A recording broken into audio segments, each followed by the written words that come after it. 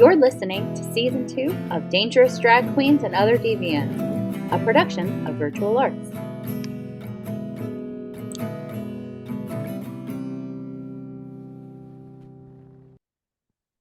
Hello, and welcome once again to Dangerous Drag Queens and Other Deviants. I'm Gret.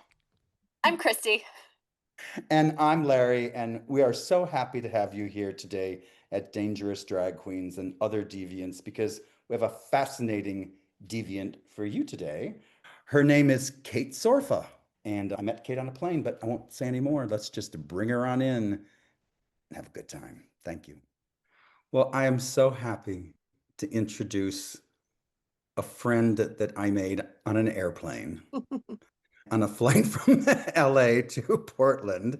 This is Kate Sorfa, Hello. also known as Berlin. And I just have to say that on this flight, we didn't talk on the flight because you regally sit in a middle seat like nobody I've ever seen before, okay?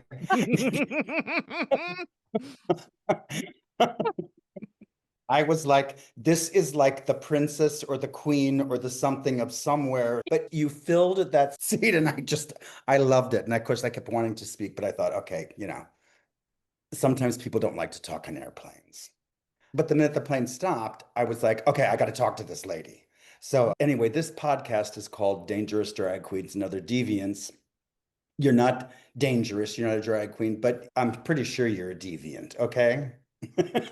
Yeah, I'm pretty sure too. So are And we. You're in good company. You're in as good company. we We're all are, deviants. and as all of our guests are, because we like deviants and we like people who have unusual lives. So I know that stripping is really has been what you have done for a lot of your life, a lot of your adult life. Mhm. And I was thinking today that when I was growing up in this little town in Illinois, there was a place called the Silver Slipper.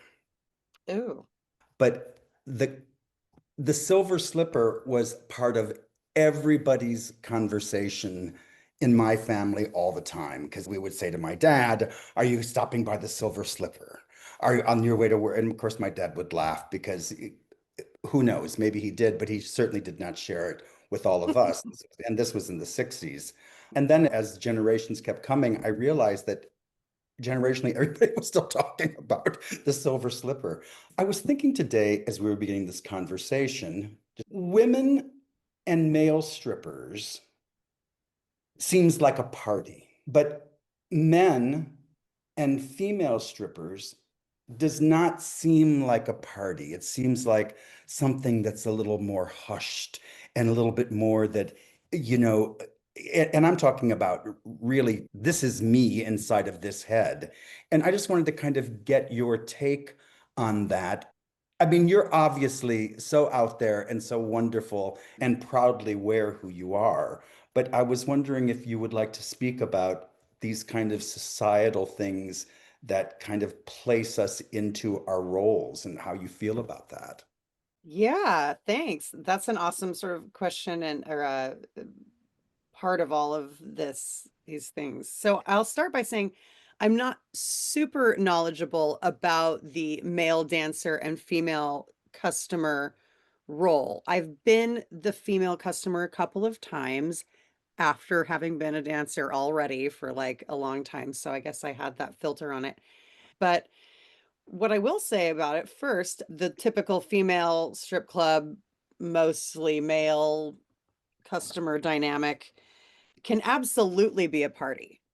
I mean, I've been dancing here in Portland for a long time at a club that's very party-ish, but you know, wherever you go, New Orleans or Atlanta or anywhere where there's kind of a strip club culture, I guess I would say, it can really have that super party vibe. And sometimes it can have a financially high end, like socially high status kind of party vibe, even. You don't find that as much here in Portland because we're mostly like cozy dive bars with naked ladies. But out there in the world, out there elsewhere in the world, there's all kinds of parties. But you're right. I think there is also a more serious part of it when it's men with female sex workers. There is most definitely a different kind of side to all of that. I don't experience a ton of that in a normal strip club setting, but that's not to say that you don't meet customers at the club and maybe you carry on a relationship outside of the club with them, you know. So definitely both things are true. I guess I would say, like, you're noticing something that is real, and it can take on a seedy tone, and it can also take on like a very professional tone in terms of that kind of different flavor. There's a novelty aspect to what I do, and then there's a serious like sex work, sex business aspect to it as well. At this, Yeah. yeah, I could have just said that. But yeah, I'm like, in the nutshell, yeah. And Well, I live in Vegas, so I absolutely feel that I understand exactly what you're talking Cool. Yeah, cool. Like, about. yeah, both of those environments are happening at the same time in the same place. Yeah. And then of course, you know, there's different flavors. Like in Vegas, there's the giant spearmint rhino or whatever their biggest deja vu club is there right now, or whatever. Right. Uh, There's levels, there's certainly. that. And then you get off the strip and you go to one of these places that's the same guys every day, 2 o'clock in the afternoon. It's kind of a quiet little dive. And there's a lot of money in those quiet little dives. And yeah, all of those things, I think all of those things are true. you know, the reason, Kate, why I'm talking about this is that I'm having a lot of introspection right now because I'm trying to figure out what the next play that I'm going to write is about. And I've been thinking about how you look at all these different people and you look at somebody specific and, you know, their interpretation of what they see, of what every single person sees, is so different from what every other person sees.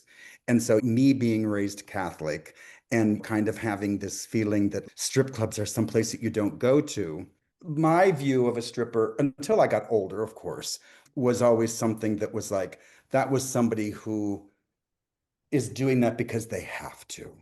And as I got older, I realized that that wasn't true at all, that these are people who really enjoy their job, and it's a job, and know how to do it to make the most money and to have a good time doing it. So a lot of it is just about introspection for myself right now, as I'm thinking about being a man in this world and how differently I view things, and how I'd love to be able to not change that view, but look into that view deeper of why I look at things a certain way. Yeah. Yeah. I mean, I would say there's a lot going on at any given moment in any strip club or like kind of sex work environment that you go into. Right. Yeah. There's just a lot of different things happening in any moment with everybody involved. I mean, since you've been in the industry for so long and dancing for so long, do you feel that that's shifted? I mean, we culturally feel that, you know, the curtain sort of dropped and many, many things are a little bit more mainstream than when Larry's Yeah. talking about. So, yeah, I Do feel like you feel that on the ground, or do you feel that yeah, that's I do. real, or? I do. And one thing that's interesting for me in particular, in my dancing career, I've stayed pretty monogamous, I guess you would say, in that I've been dancing at a place called Sassy's since 2009. So I've just passed 16 years dancing at the same club. That's not common. What I lack in some, maybe in my perspective, in terms of like familiarity with lots of different cities in the United States or hundreds of clubs or whatever, I've been at the same watering hole Yeah, out on the savannah for a long time. right. And so I've really watched so I see this one place in this one city with a kind of clarity. And I would say that, from the first weekend nights I worked in 2010 to now, the ratio of men to women, friend groups to single males coming in, all of that has really shifted over time. Some things never change and lots of things can be true at once. It's still a place where people are assholes, frankly. Yes. Like, it does not always evoke everyone's higher self, these Yeah, environments. yeah. So that's still true, as always. But I would say the entitlement and license that people take with my physical body has really improved over the last 16 years.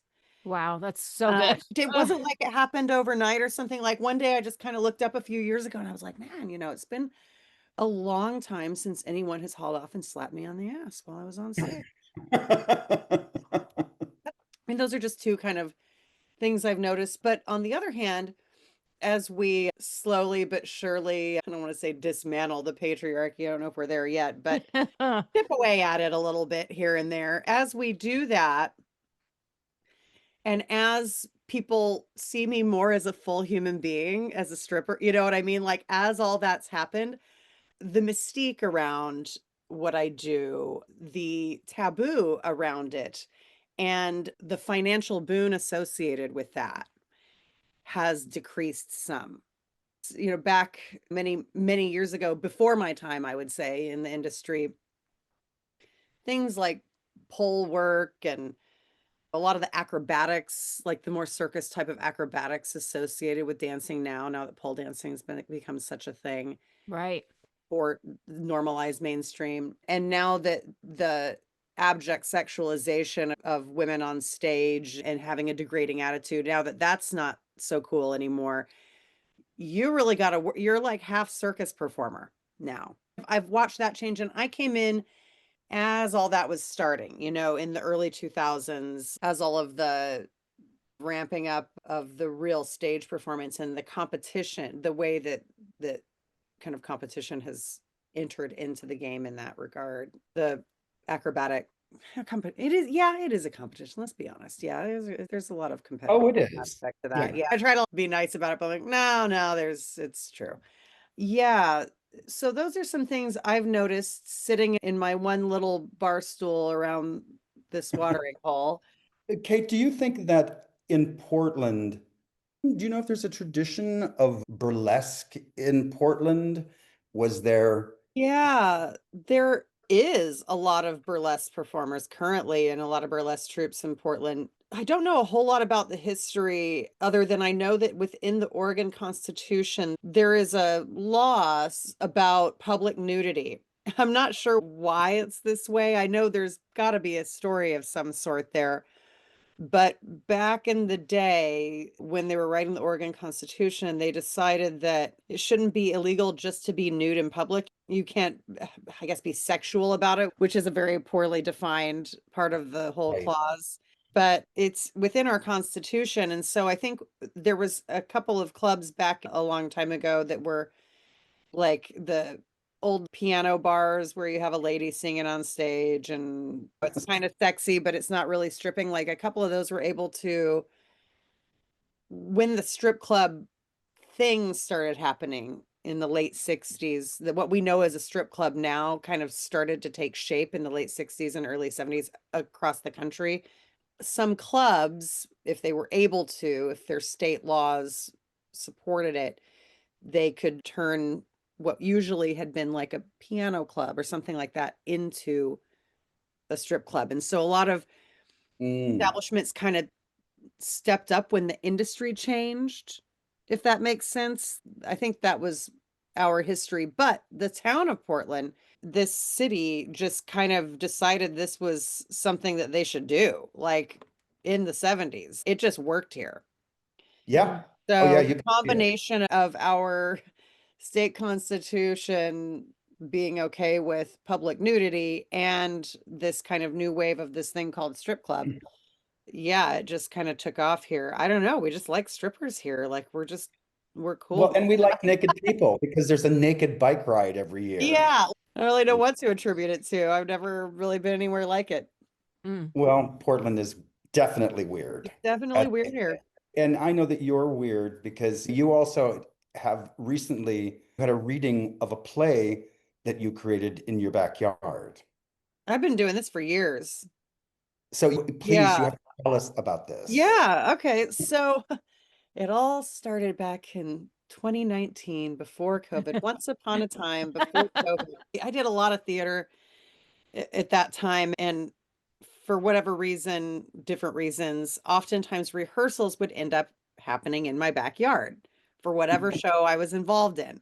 So Yes. over time, I adapted my backyard area to serve as a rehearsal space. So then I was wanting to try my hand at some directing and things like that. I hadn't done a whole lot of that. And I wanted to actually put on some kind of production. And as I started looking around town for prices of venues, I was like, well, this is just not feasible for me. Right. Right. Like, what am I going to do? And so it was about April that year, and I was out in the backyard doing some garden stuff, and I was like, oh man, I could just invite everybody over here. I mean, people come to my house for parties a lot. And so it just ended up going really well. And the first thing I produced was I did no exit, but I made it funny. I would do something that would probably not be someone's first choice. I always put a weird spin on things just because. And then I decided to do David Mamet's Sexual Perversity in Chicago, but all with middle-aged people.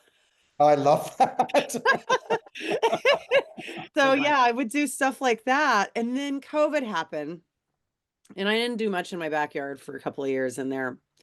Years ago, I had this idea for this series of one-act plays about the 7 deadly sins. So each sin has a one-act play associated with it. Someone must die as a result of the commission of the sin.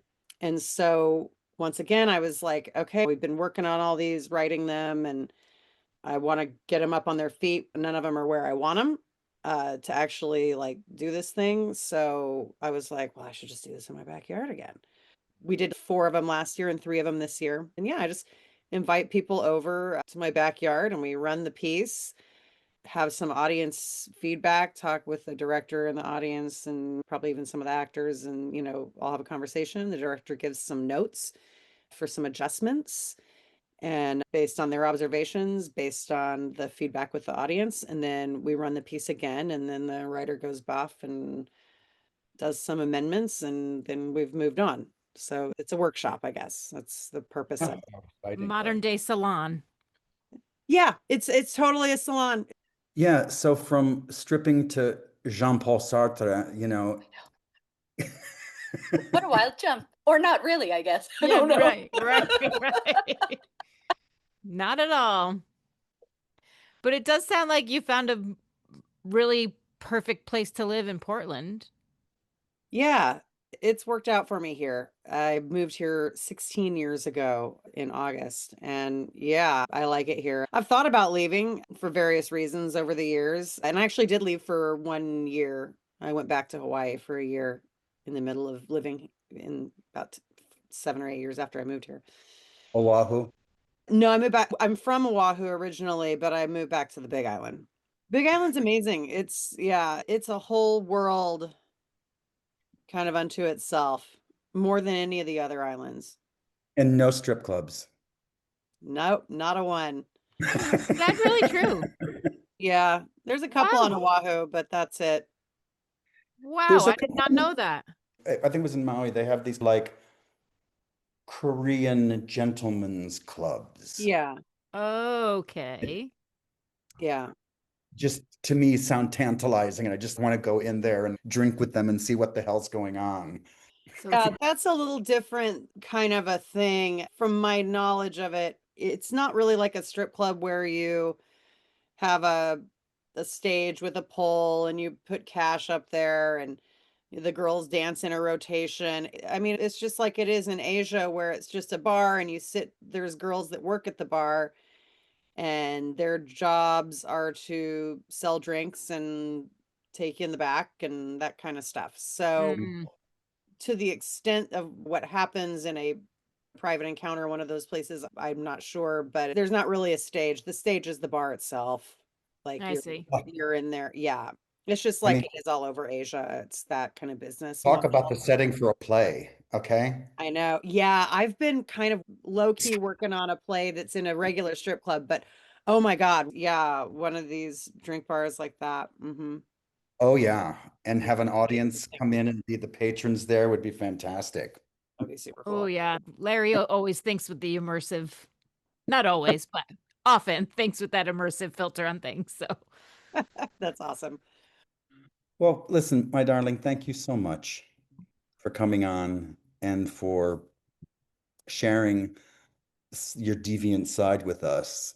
I really appreciate it, and I'm so happy that we were able to meet on that airplane.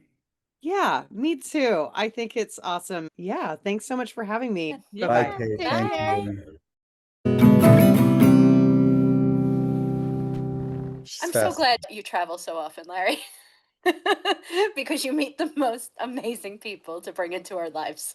I know. And I was just thinking that everybody's tending toward this sort of isolation in public. Like, even those of us who are people, we tend to, like you were saying, Larry, you just don't know how the other person's going to receive it. So you sort of like just respect each other's boundaries and don't say anything. And sometimes it's so nice when you do say something because look at the connection that you can make. I mean, it's just spectacular.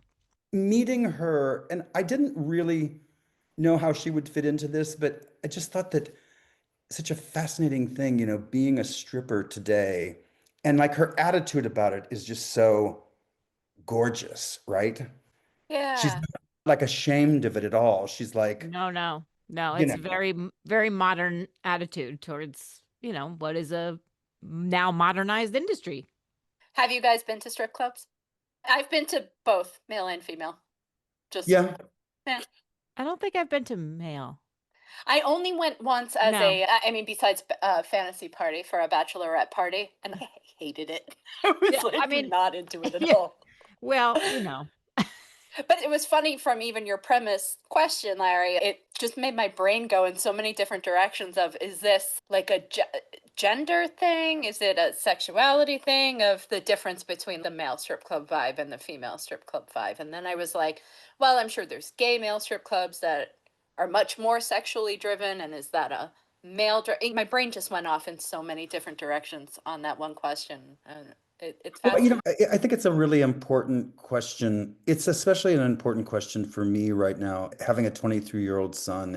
How I see the world is becoming really interesting to me. I don't want to think of that industry as a negative anymore. I'm sure that it is, but oh, that's I'm why sure there's facets of it. Absolutely. I'm sure Kate would meeting be the first to her, say that. Yeah. yeah, and meeting her though was like such a light into the fact that it could be such a great thing. But I And think you're hitting on an interesting point too, that we're realizing now that we're so connected in the world that there's so many communities that we sort of have a concept of that is very one-sided. And then you realize as you have access to all these people now, oh my goodness, there's so many different layers to every single world out there. Like Christy was just saying, there's so many different kinds of clubs. There's so many different kinds of yeah, activities going on in there. There's something for everyone in that world. Why would we ever assume it's one way or have right, one conceived notion about it? right. And I think until 5 or 6 years ago, every time I would see a strip club, I would think, the Silver Slipper. Right. And it wasn't particularly bad, but it was something that we played with and had fun with as a family. Like, Dad, you should go to the strip. I mean, of course, Yeah. we're taking my dad to go to the strip club, which he probably did, but he would never tell us if he did. But it is this whole mind-changing thing. Listen, you're figuring things out pretty well. Yeah. If you ever stop figuring things out in your life, then I think that's where the problem ends up, I right? think that's where the problem comes. But, inside all of these people that we look at are these just amazing worlds that we look at somebody and we assume that they're a certain way automatically, like, oh, that person's a blah, blah, blah. And it's like, I want to stop doing that and think about the discovery. Yeah. Yeah. I think you're hitting on something really, really important right now. Yeah, Really important. because this is this large group of people in the world today just looks at somebody and says they're that. So this discovery is important. But anyway, exciting. Thank you for listening to this episode of Dangerous Drag Queens and Other Deviants. To find out more, follow and like us on all our socials. And if you like what you hear, please be sure to share with a friend. That's all for now. Keep living dangerously and on your own terms.